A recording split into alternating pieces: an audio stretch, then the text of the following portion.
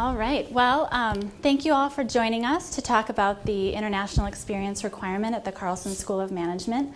I think many of you are aware that at this point, all of our undergraduate students, part-time MBA, and full-time MBA students have some kind of an international experience as part of their curriculum. And this May, the first cohort of undergraduate students that was held to the requirement will be graduating. So we thought this was a really good time to take a look back at the last 4+ years to see how we're doing, what's been working, what hasn't, from the perspective of 3 different offices: the Carlson Global Institute, the Undergraduate Program Office, and the Learning Abroad Center. So I'm Kirsten Alexton. I'm a program director at the Carlson Global Institute, and I joined Carlson just after the requirement was announced, so as the school was kind of ramping up and putting together the plans to make this happen. Good morning. I'm Jan O'Brien, and I'm Director of Student Services and Academic Advising in the Undergraduate Program Office here at the Carlson School of Management. I've been with the Carlson School for many years, maybe more than I want to say, and so I was involved in the development of this requirement, the developing stages, and all the way through the implementation. Hello, I'm Zach Mose. I'm from the Learning Abroad Center, and I've been in the Learning Abroad Center now for almost 6 years, and I actually started working with Carlson as part of my duties shortly after joining the Learning Abroad Center. So I was there as they were ramping up into planning for the international experience requirement and then working through the implementation of it as well over the past few years.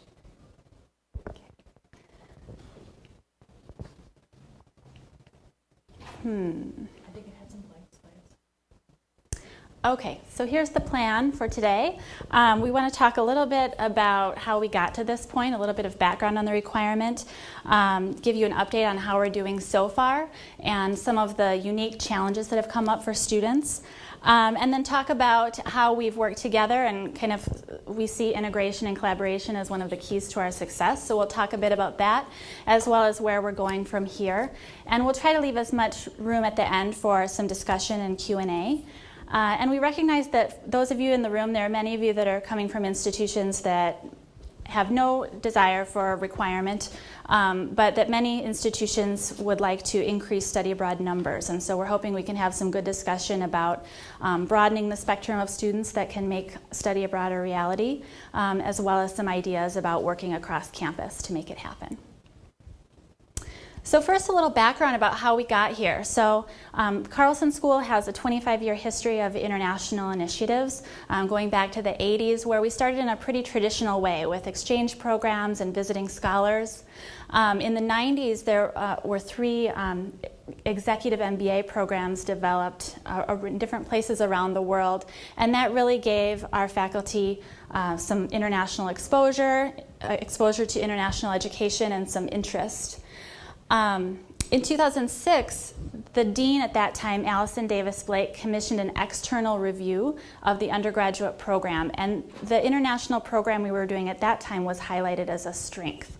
So the following year, the faculty decided to expand upon that and voted on this international experience for undergraduate students. At that time, it was that was the decision, that undergraduate students would have an international experience, but there were all the decisions to be made about what does that mean and how is it defined and what counts. So we started working cross-functionally back right at the very beginning through 11 cross-functional working groups to look at kind of every aspect of this exchange and to really define the policies that would flesh out that requirement. Then in subsequent years, the faculty went on to vote for a full-time MBA requirement and a part-time MBA requirement, which brings us today with our first cohort of freshmen graduating. As for the rationale for that undergraduate requirement, first is curricular fit. So we all know that business is global. So this is a really good fit for business students, giving them relevant exposure to their field of study. I would argue whether or not they're explicitly studying business while they're abroad, they're gaining that exposure. Giving students exposure to new countries and cultures, and hopefully motivating students to develop in their intercultural competence. So you'll notice that global competence in and of itself is not an endpoint or the goal. It's kind of finding students wherever they are on that spectrum and helping them move along on that path. And of course, it distinguishes the Carlson School it's a distinguishing feature for us.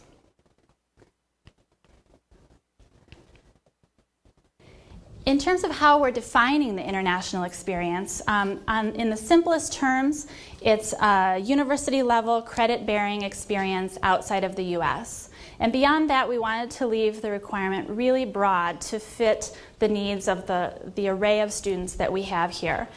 So it's broad by design in terms of the length and the level of support students receive, whether they're studying business or other topics, and a range of cost options for students. So hopefully we can find something that works well for a student that's never left Minnesota. We can also have a good fit for a student that's maybe already spent part of their lives living abroad. But we do expect that almost every student can successfully study abroad, and that's how we approach our advising and our communications with students, that this can work and we can work with you on it.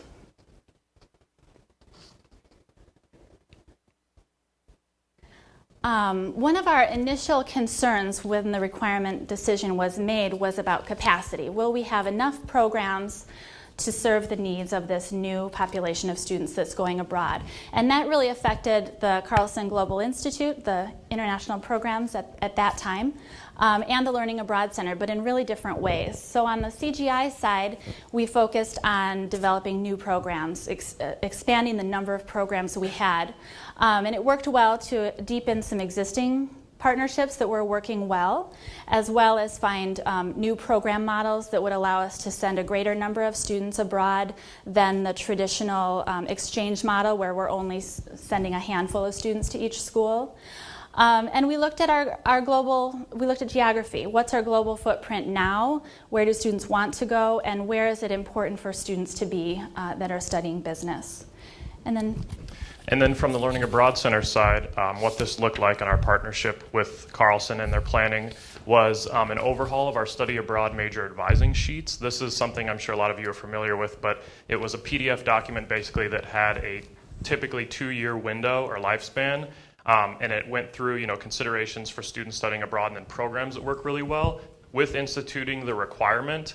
And overhauling the curriculum a little bit, we had to look at that and decide, which program should stay, which program should go, and then which program should be added. So within the office, we did a lot of planning across pretty much all the programmers and advisors in the office, looking at the programs that they worked with and what would work well. We worked very closely with Carlson on enrollment projections and planning, so what that meant for their programs, but also what that meant for our programs as far as ones that would fall off a little bit and then ones that would increase. So we worked really hard, to identify the best programs for Carlson students. And where we are now is we have the major advising pages, which are a lot easier to edit, obviously, being online. But as kind of an interim step, we went to an LAC menu of business options that just had, if students decided they did want to do business, they could go there first. Obviously, like Kirsten was talking about, any program would fulfill the requirement. But that was the interim step that we worked on in partnership with Carlson at that time. So the big question is, how are those 2008 freshmen doing? So Jan's going to step in and give us some statistics about how our students are fulfilling the requirement. Okay. So in conjunction with Learning Abroad Center, we actually started tracking the numbers of our students who were going abroad each year, several years before the requirement came into play. And each year, more and more students were going abroad. By the time we implemented the requirement, the year before that, up to 50% of our students were already studying abroad. And so it was very much already a part of our culture here at Carlson School, but it also sort of internally gave us a little bit of confidence and enthusiasm to say, we really can expand this to all of our students because we are already halfway there in a sense. We have a huge jump in the 2010-11 academic year, and that's, I think, when the requirement really hit us. That was the junior year of our first group. Our follow 8 freshmen hit their junior year that year, and that's when we were finding that the majority of our students are choosing to go abroad. So we had 404 students overseas on some type of program last academic year. We expect this to continue to grow somewhat, but as our classes continue to grow, our population, we're still increasing the school's overall size. So I expect that this to go up a little bit more, hopefully not significantly a jump as the year before.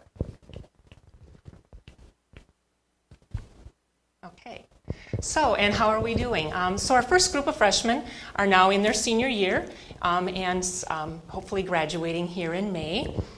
We're actually very proud of these numbers. 96% of our freshman class from 2008 have now since met the requirement, have studied abroad. We just have 4% yet who have not. As far as our transfer students in 2008, 99% have already met the requirement, with just a couple part-time students who are still here progressing through the program who have not yet met the requirement. Our 2009 transfer students, actually 95% of those students have also met the requirement. And our 2009 freshmen are now juniors. Many of them are abroad, so that number is still growing. It seems like every other week we add numbers of students overseas. So we're actually quite pleased with the 96% from this group. Where do they choose to go? So we have semester programs. Some of the typical places that most students will choose to go on a study abroad. The short-term destinations are somewhat reflective of the programs that Carlson Global Institute has developed for their global enrichment, and also the global seminars from Learning Abroad Center.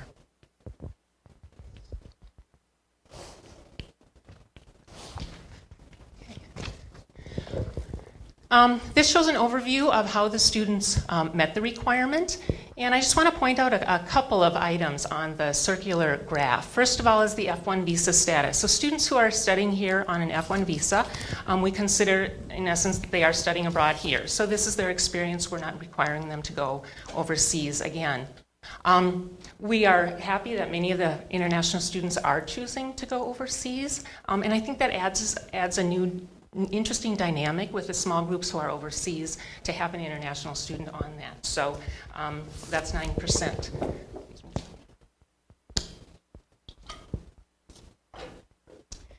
I also want to make note of Management 3040, which is listed there. And right when we were rolling out the requirement, which was fall 2008, as you remember, that's when the economy collapsed. And so we had some doubts about whether or not, in particular, we could meet the demands and the support for our transfer students. While our freshmen have 4 years to meet the requirement and recover, our transfer students really only had 2 years or possibly 3. And so we decided that we really needed to put an alternative in place for this group of students. And so the Management 3040 is a course that's taught here at the Carlson School. It's International Environments of Business. And we gave them an option of choosing to take this class versus going abroad.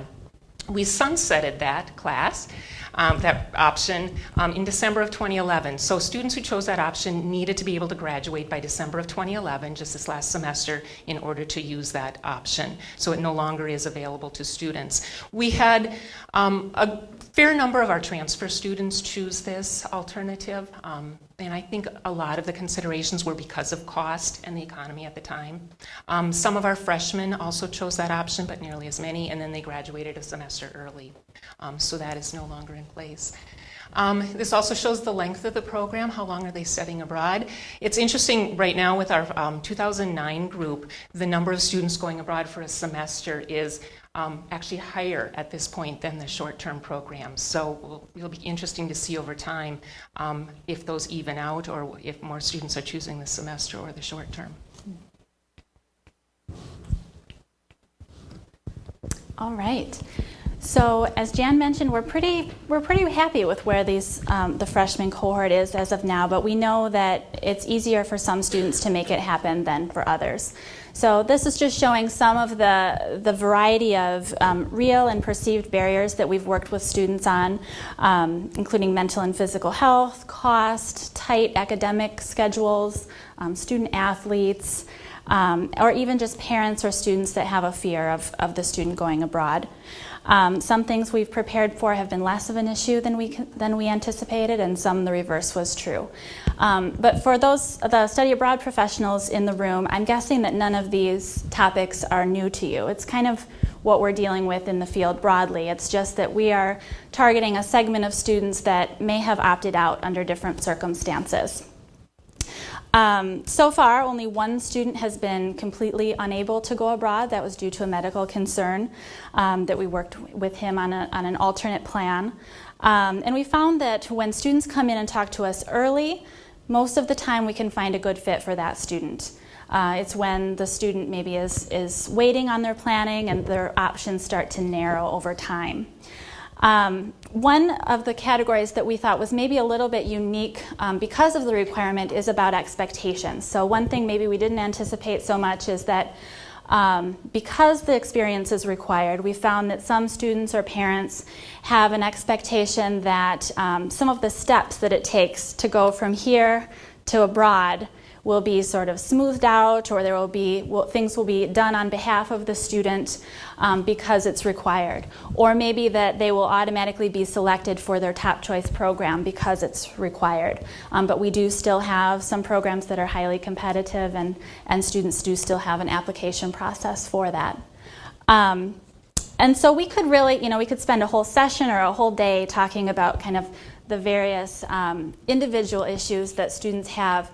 But we really wanted to focus on two kind of broader strategies we've taken to address student barriers. One is the self-designed experience that is an individualized solution for students, as well as the integration of the requirement that's woven throughout the time the student is here, from before they even arrive until they leave, that hopefully can get communication out to students early and address some of these concerns before they happen.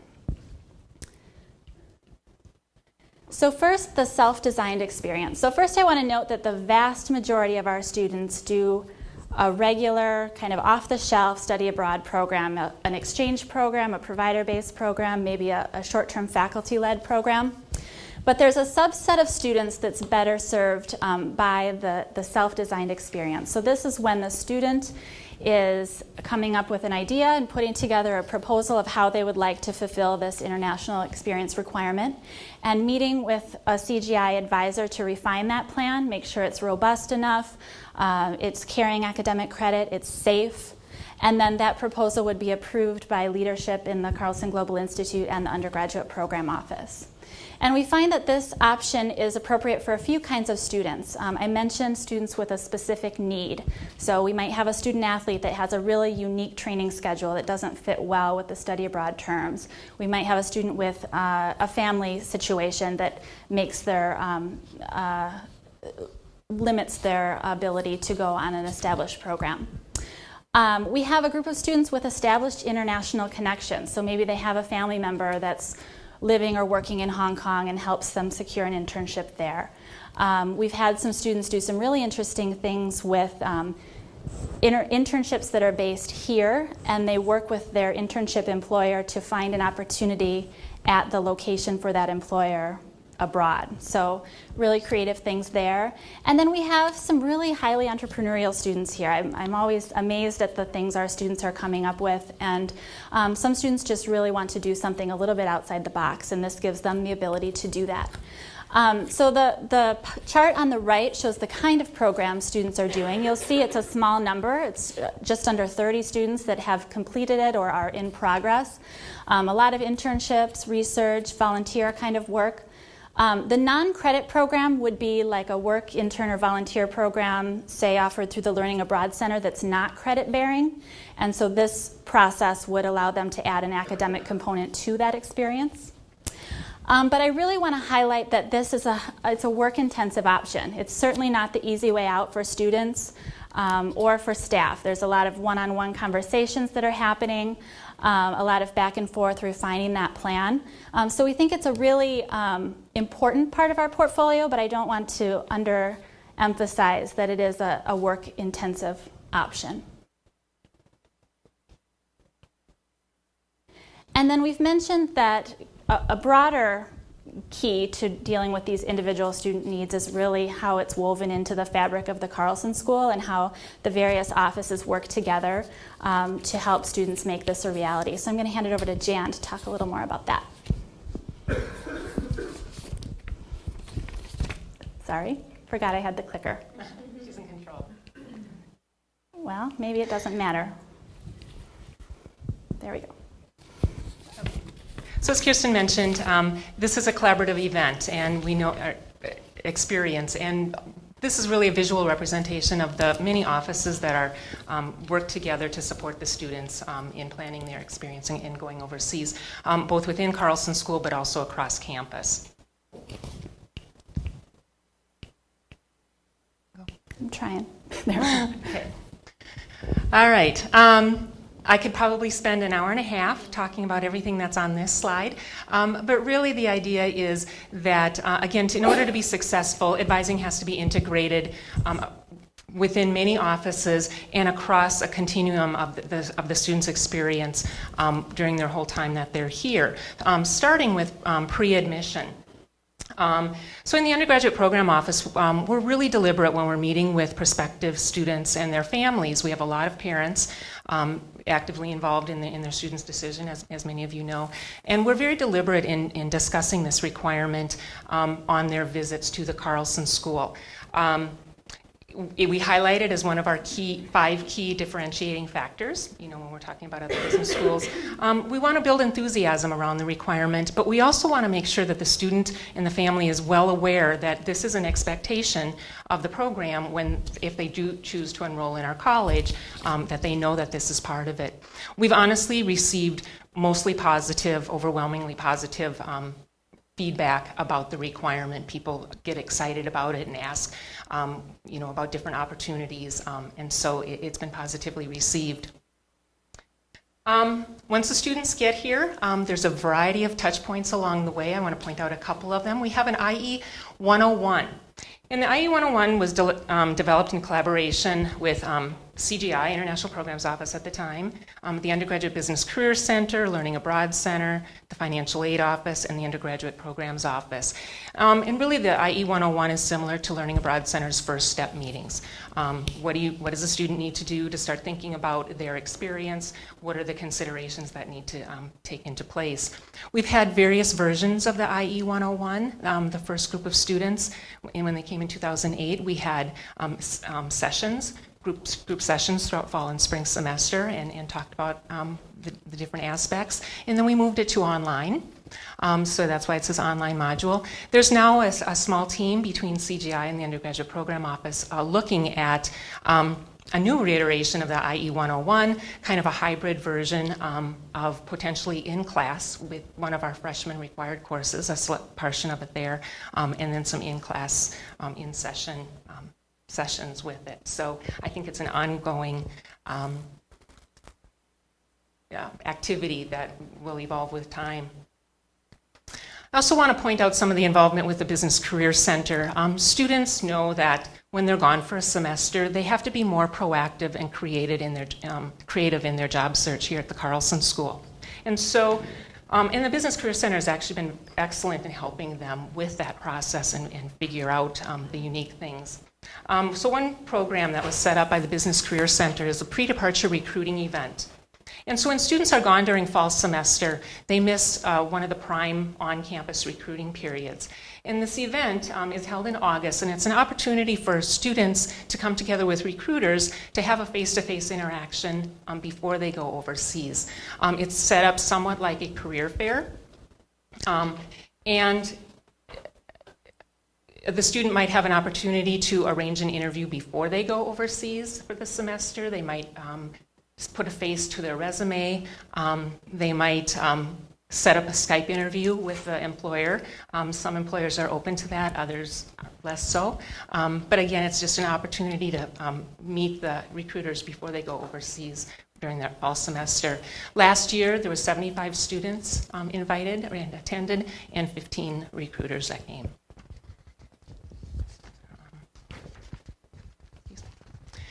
So we also realized the need to adjust some of our communications with our students based on the sheer volume of students who are not present here on campus. And so Skype appointments have actually become quite common within our school here, both within the undergraduate business office, undergraduate advising office, the Business Career Center, CGI. And so it's probably much more, it can be much more efficient to set up a 30-minute Skype appointment with a student overseas than continuous emails back and forth, especially when you're planning registration. And then when students return, they have several opportunities to re-engage. We encourage them to attend the Minnesota College's reentry event. CGI invites them back to participate in the Business Abroad Expo, and also orientation for the next group of students outbound, and serve as a peer, for the next group of students. We recognize that this is actually an area that we have some opportunity for growth, and we're looking forward to, now that we've come this far with the experience, perhaps moving on to that next step and seeing for opportunities this way. So then, like Kirsten said, in Learning Abroad Center, we've kind of been there all along the way with Carlson, helping however we can to kind of get this international experience requirement off the ground and then in practice.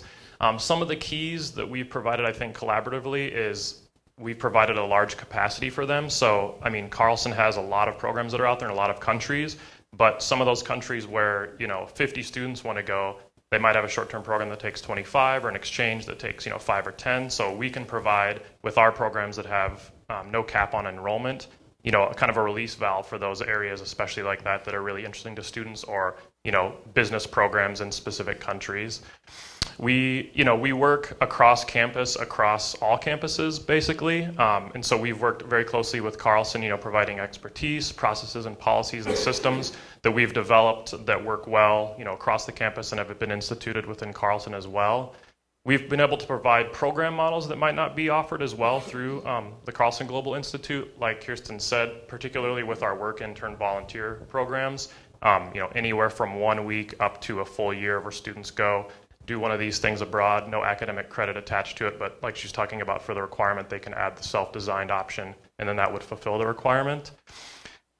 We've kind of come full circle as well with our programs. Like I said at the beginning, we were kind of trying to map out which ones would work really well that we offer that would fill a need within Carlson as well. And so we've identified specific programs, particularly internship for academic credit programs, that we've now decided to co-brand with Carlson to offer to their students. They're also offered, obviously, to the rest of the University of Minnesota as well. And then we've done a ton of cross-training. This is kind of an ongoing process, particularly between our office, CGI, and then undergraduate programs. We understand that the students know that each office will be the expert on their area, but it does help if everybody's kind of on the same page and has a base of knowledge about the programs in Learning Abroad Center and CGI, and then the academic program within Carlson. So we do anywhere from 2 or 3 times a year. We do cross training with the advisors within the office. So that has seemed to work pretty well.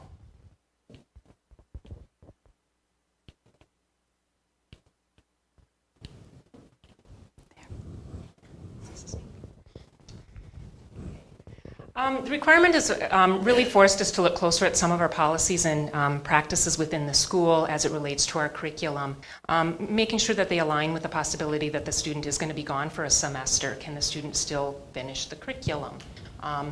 And so when this first came into play several years ago, I created sample plans for each of our 10 majors, showing how a student might be able to finish that major while spending 1 semester overseas. This shows fall of their junior year, but we have sample plans for the various junior, senior year time periods. This also shows a worst case scenario where a student would still earn their credits from overseas, but if they took no coursework overseas to transfer to meet requirements here, they can still finish all of our majors. That is a worst case scenario because most students do transfer back at least 1 to 2 courses in their major to meet requirements here, and so there is some flexibility. But we've worked with the faculty to make sure that courses are offered on a regular basis, so that students know that the capstone course is only offered in spring. They need to plan accordingly, but we only have a few of those courses, and so it's been really important that we recognize that this is a requirement and we don't want that to trip up the graduation. We've also worked closely with the faculty and departments to fine-tune our processes for approving courses from abroad. We've established guidelines on how many credits a student may be able to earn overseas toward their major. And we've needed to figure out how to work with different credit structures when transferring credits back from overseas. So for example, at Carlson, most of our courses are 2 or 4 credits. Our core classes are 3 credits. But institutions across the world have various credit structures, and they might come back as a 1.5 credit or 2.5 credit or 3 or 4. And when is it appropriate to be able to waive a partial credit for a student when the course is deemed equivalent? So we've had many conversations with the faculty and departments to set up those guidelines on when we can waive credit and how many credits we might be able to waive. It's a fine line between disadvantaging students for those partial credits, but also we still want to maintain a high academic expectation of the student, and so that's an ongoing process to work that through. So in addition to looking at academic policies, we've also established annual check-ins with the various departments throughout the school to look at the individual major and how a study abroad experience works with that major, to recruit new faculty to participate in our programs, and to familiarize them with our program portfolio. We've also found that relationship building and trust has been kind of an ongoing process, especially around the issue of academic rigor, really emphasizing the fact that the academic rigor is as important to us as it is to the faculty, and that we're sending our students on quality programs. The Office of Student Finance isn't represented on our panel here today, but they've been really instrumental in working with our students in helping them manage the financial aspect of study abroad. So like many offices, we provide study abroad cost estimates that help them work directly with students to adjust their financial aid award amounts. They have a subset of their advisors that have completed additional training on study abroad financing to handle the additional traffic from our students. And we try to invite them to as many events as possible. Our Business Abroad Expo, they have a table set up where students can come up and interact casually and ask financial questions. And they've been really helpful in the development of our need-based scholarship strategy. So that's the strategy targeted at our neediest students, helping them cover the incremental cost of the international experience requirement. So they've provided us a lot of feedback about that, and also feedback about what they're hearing from students and the way we display information about cost on our website, that sort of thing. So they're really good colleagues in terms of helping us get the cost stuff right. So that's kind of an overview of how we've been working together, what we think is working really well, but we know we're not all the way there yet. So there are some things that we'd like to do better and some new things that we haven't had a chance to get to yet. So one thing is assessment. Right now we're doing the basics. We're doing the post-program evaluation, what's working, what's not, what needs to be changed. And we're moving into the process of defining specific learning outcomes by program that gets at specific academic, developmental, and cultural goals for that program. And then a follow-up survey that happens several months after they return that would measure how well they achieved those goals. Those goals fit in well with some broader Carlson initiatives like the assurance of learning goals and accreditation standards, that sort of thing. So that's in process. In terms of research, there was an initial study done right when the requirement rolled out that captured that moment when we had students that were required and students that were not required on campus, and it looked at motivations for further intercultural contact. And so that data is in the final stages of analysis and being put together right now, so stay tuned for more about that. And then the future, we have kind of a unique population of students here. There's not a lot of places that require study abroad, so we think there's a lot of potential for research, and the Carlson Global Institute is putting together an ongoing research agenda to look at what students are getting out of this experience. We do some of this culture learning, but we can make some additional enhancements. So things like adding additional activities, discussions, reflections to the short-term experience to get as much culture learning out of that short period of time as possible.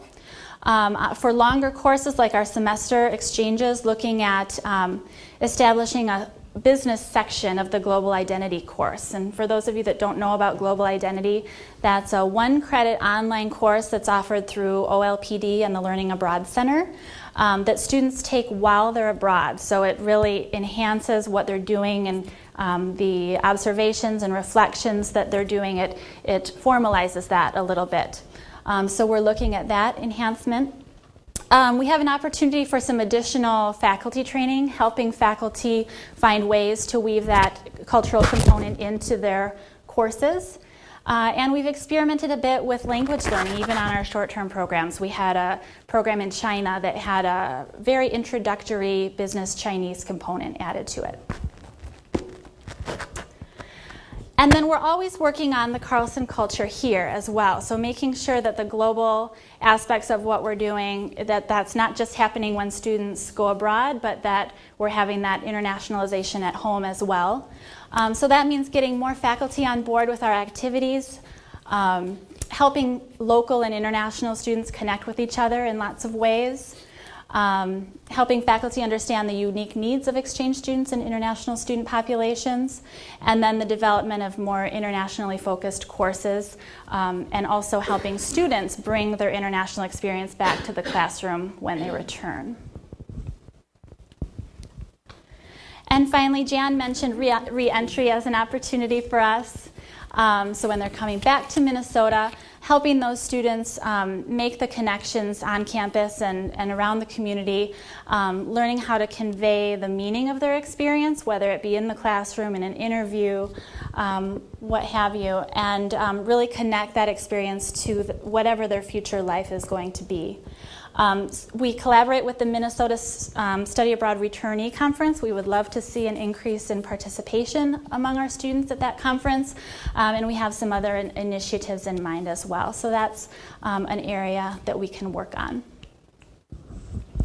So that brings us to the final thoughts from the last 4 years, what's worked for us.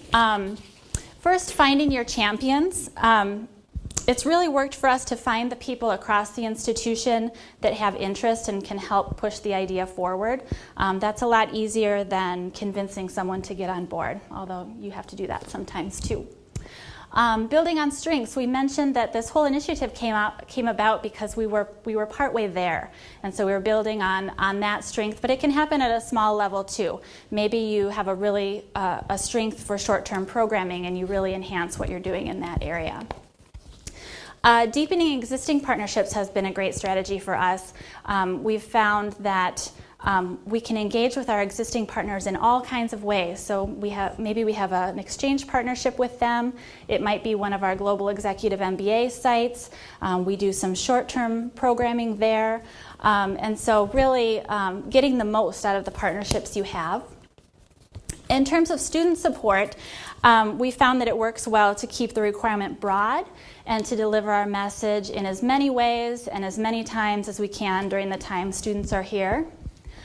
And of course, adaptability. We've had to adapt to changing circumstances. Jan gave the example of the transfer students and the adjustment we made for their requirement.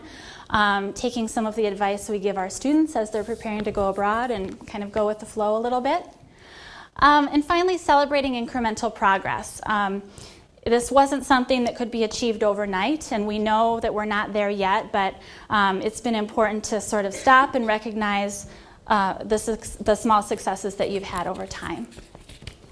So with that, we would be happy to answer any questions you have. Yes, so the question was if we have plans for a tracer kind of study that would follow students throughout their lives and how the requirement and international experience affected them. And yes, that is part of the research agenda. So feedback from students right after they're returning and then checking back in with them over time would be the ultimate goal to see what the outcomes have been. So the question was, do students that are reluctant to study abroad perform as well while they're abroad as the ones who are excited about it on the front end? Is that right? Okay. More adapt, I think. More. Do they adapt as well? Okay. So my answer here is going to be anecdotal. So we have not, separated out the students that have had strong interest and lower interest and studied the outcomes over time, though that would be really interesting to do. So this is my impression. We do try really hard to get students excited before they're going. Interacting with them one-on-one if we can, in orientation, getting them involved with students that have participated in the past. I would say that a student that's reluctant is going to have a harder time adapting if they are, you have to have a certain amount of flexibility to, especially if you're going to live abroad for any period of time. And that if you're reluctant to do that, that would hurt your ability to be flexible. I don't have any great specific examples of that happening, but we really try to be as proactive with students as we can and prepare them for the experience and find the experience that's best for them. So if they are reluctant, maybe a short-term program would be better for them. Maybe there's a very supportive semester-length program that could be a good option for them, or maybe they're going with other peers from the Carlson School. If I could add on to that, I was going to say that some of the students who are more hesitant to go are probably more likely to do one of the short-term programs. One they don't have to do a lot of thinking, I guess. And so some of the CGI short-term programs are courses that meet degree requirements here at Carlson School. So there's managerial accounting course that meets here and then goes abroad for 2 weeks. And so it's a more defined experience for them. I accompanied a group a couple years ago to Australia, and I remember one gentleman on the program he was sort of that reluctant kid and was, late to the airport and kind of made some comments about how stupid this was and silly this was. And actually, interesting, during the program, he did fine. I don't know what his final grade was. But the following semester, he went on an additional program from the Carlson School, a short-term one. So we hope that if they at least choose a short-term program, that there's some enlightenment during their time overseas, and hopefully down the line as they mature and move on in their life, they'll at least be able to reflect back and think that, yes, I guess it was a valuable experience. Too, actually. In the Learning Abroad Center, we've had, and very infrequently, but we've had students come in and say, I'm from Carlson, what's the cheapest, shortest program? So they do come in with that attitude. But I would say on the whole, and again, it's just anecdotally, they've been very positive about it. And I think it's kudos because it was advertised and it was communicated up front that I'm sure a lot of them either knew going in and so they just kind of changed their attitude, or it was something that kind of drew them into the program. But there are, like anything, there are those students who come in with kind of a bad attitude, but hopefully, like you said, they change their mind as they go abroad and get their mind opened a little bit. Okay, well, we're out of time. Thank you to our presenters.